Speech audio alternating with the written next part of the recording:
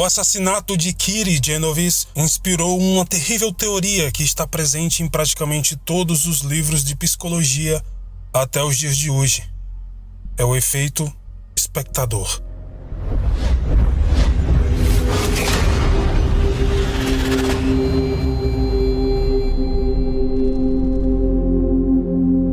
O efeito espectador, ou síndrome de Genovese, foi definido na década de 60 nos Estados Unidos, após muita gente ouvir uma jovem agonizar e ninguém tentar ajudar. Mas até hoje, tal comportamento é comum em sociedade. Sempre existiram crimes brutais e suas testemunhas com pouca ou nenhuma intromissão. Mas para a sociedade contemporânea, a omissão se torna algo ainda mais cruel, pois vem seguida de diversas fotos, filmagens, relatos e indicações em redes sociais, mas nenhuma atitude para, de fato, impedir a agressão. Tal comportamento omisso coloca em xeque as certezas que o ser humano prefere ter como seu instinto norteador a sua preservação através da omissão, mantendo-se em segurança. Em grupo, as pessoas tendem a não agirem e deixam para os outros fazerem, e com esse pensamento, ninguém faz nada.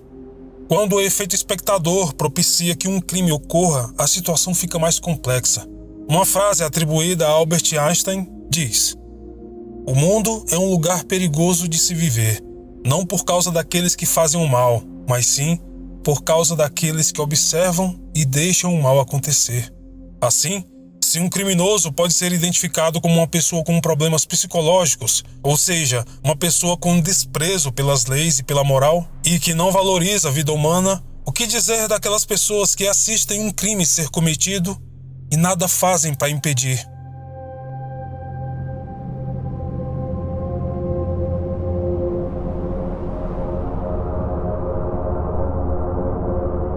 Como dito anteriormente, o efeito espectador, ou síndrome de Genovese, é um fenômeno social psicológico que se refere aos casos em que espectadores de situações de perigo extremo ou violência não oferecem qualquer meio de ajuda para a vítima quando sabem que outras pessoas estão presentes.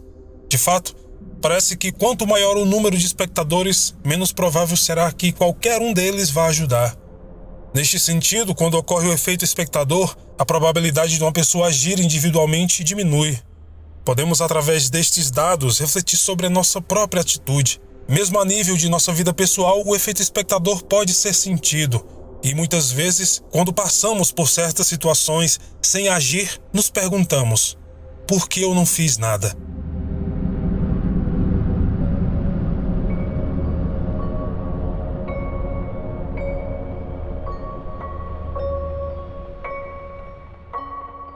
Aproximadamente às 3h15 da manhã do dia 13 de março de 1964, uma mulher foi assassinada. O nome dela era Kitty Genovese. Ela tinha 28 anos, era uma mulher distinta, segura de si, cheia de planos e bem vista em sua vizinhança. No entanto, naquela sexta-feira à noite, nada disso importava. Quando Kitty foi esfaqueada até a morte em um beco do lado de fora de sua casa, seus amigos e vizinhos com quem ela morou por vários anos esperaram. Eles optaram por não se envolver enquanto ela estava lá, morrendo. As ações desses vizinhos lançaram o crime de uma cidade pequena no centro das atenções internacionais. Isso provocou uma discussão altamente pública e então foi cunhado o termo para definir o comportamento dessas pessoas.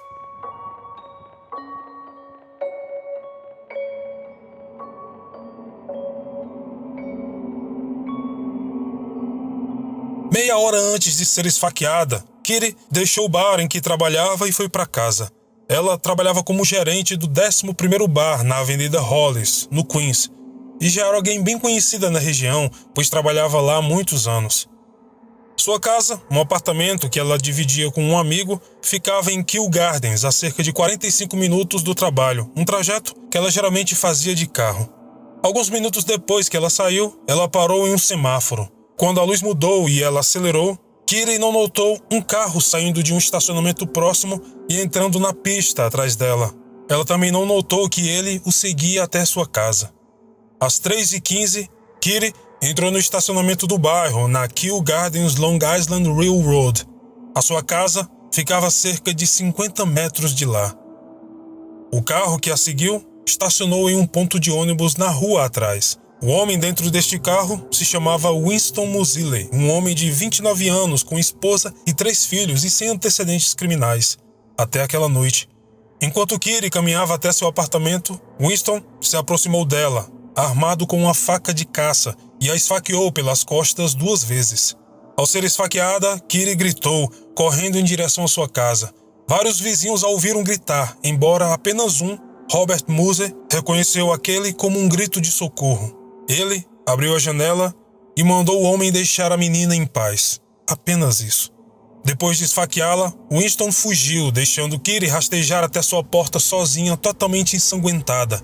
No entanto, apesar de testemunhas afirmarem terem visto Winston entrar em seu carro e ir embora, 10 minutos depois, ele volta à procura de Kiri.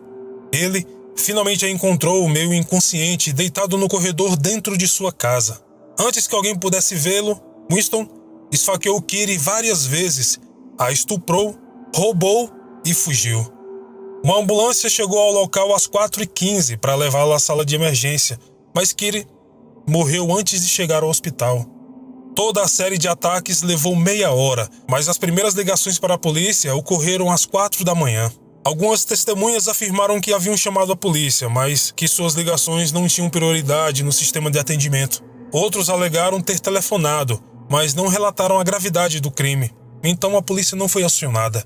Outros declararam simplesmente que tinham pensado em chamar a polícia, mas supuseram que outra pessoa já tinha feito.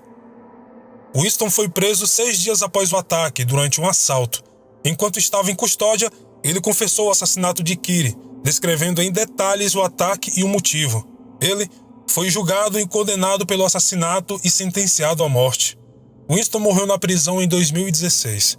Apesar da natureza horrível do crime, demorou quase 2 semanas para alguém perceber. Então, o New York Times publicou um artigo com a manchete "Quem viu o assassinato e não chamou a polícia?" e uma citação de um vizinho não identificado que alegou que não ligou para a polícia porque não queria se envolver. De repente, o assassinato de Kiri abalou a cidade de Nova York. Centenas de pessoas viram o assassinato como um sinal do estilo de vida insensível e impessoal de viver em uma cidade grande, enquanto outros lamentaram a perda de empatia entre os cidadãos de Nova York. Enquanto o público lamentava a vítima e a tragédia, os psicólogos ficaram fascinados com o caso. Eles se perguntavam como alguém podia ter visto um ataque ou testemunhar um crime e não fazer nada. Os psicólogos começaram a pesquisar os efeitos do pensamento em grupo e da difusão de responsabilidade e cunharam as ações dos vizinhos com o nome de efeito espectador, que em muitos países é chamado de síndrome de Genovese. Em pouco tempo, o caso chegou a praticamente todos os livros de psicologia nos Estados Unidos e no Reino Unido, usando os vizinhos de Kiri como um exemplo de intervenção dos espectadores. No entanto, nos últimos anos, a própria base da teoria psicológica amplamente conhecida tem sido posta em questão. Após a morte de Winston em 2016, o New York Times divulgou um comunicado, chamando a reportagem original do crime de falha. Embora não houvesse dúvidas de que o ataque ocorreu e que alguns vizinhos ignoraram os pedidos de ajuda, o retrato de 38 testemunhas como plenamente conscientes e sem resposta foi errôneo, diz o comunicado do jornal. O artigo exagerou grosseiramente o número de testemunhas e o que elas haviam percebido. Ninguém viu o ataque na sua totalidade. Como o evento ocorreu há mais de 50 anos, obviamente, não há mais como saber ao certo quantas pessoas testemunharam ou não o crime. Independente da validade das reivindicações dos espectadores, nos últimos 50 anos, este tornou-se um dos casos mais famosos e chocantes da América. Centenas de livros foram escritos sobre o assassinato, e o efeito espectador inspirou filmes, episódios de TV, seriados e até um musical na Broadway. Mas talvez o legado mais chocante deixado para trás pelo assassinato cruel tenha sido o dos vizinhos, aqueles que possivelmente olharam para o outro lado da rua durante o assassinato e viram Kiri pedir socorro. Eles seriam lembrados mais tarde como um fenômeno psicológico e por muitas vezes tornaram-se mais famosos do que a própria vítima infeliz.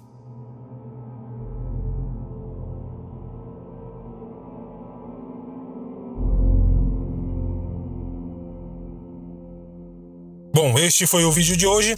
Espero que tenham gostado. Gostaria imensamente de agradecer às nossas apoiadoras da campanha do Apoia-se. São Glauciele Fernanda, Rosana Castro, Márcia Parente, Viviane Raíssa, Angélica Lira e Araceli Santos. Se você quiser contribuir com algum valor para ajudar o canal, aqui na descrição nós temos o PayPal para nos fazer uma doação direta, ou você pode usar a nossa campanha do Apoia-se, onde futuramente, quando atingirmos a meta, iremos realizar algumas recompensas para os apoiadores. Caso não possa contribuir, uma vez que o YouTube tem devastado o meu canal nos últimos meses, você pode ajudar simplesmente se inscrevendo, curtindo, comentando e compartilhando este vídeo para os seus amigos, para que ele tenha um alcance maior. O meu intuito é a propagação do canal e vocês têm tido um papel importantíssimo nisso. Aqui também na descrição vocês têm os links para todas as nossas redes sociais. Na última semana eu fiz uma postagem no Instagram onde recebi muitas mensagens de carinho e atenção. Muito obrigado a todos mesmo. No mais é isso, e como sempre, nos vemos nos comentários. Até mais.